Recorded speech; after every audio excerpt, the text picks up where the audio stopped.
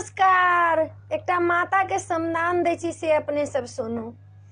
चली भेली जननी नगर भेली सुना सुना भवन केने जाय 10 दिन पूजलौं मैया विधि रे विधान सँ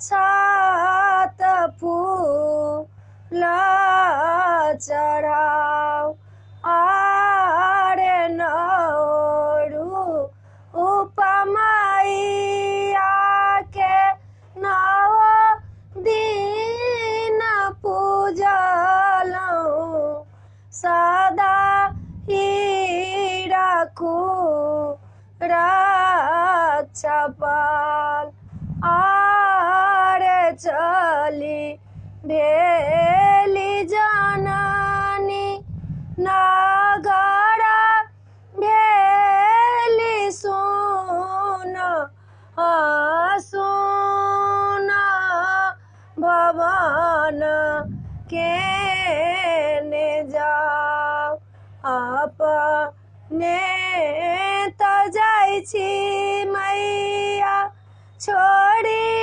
हमरा सब के सदा ही रखून रक्षपाल।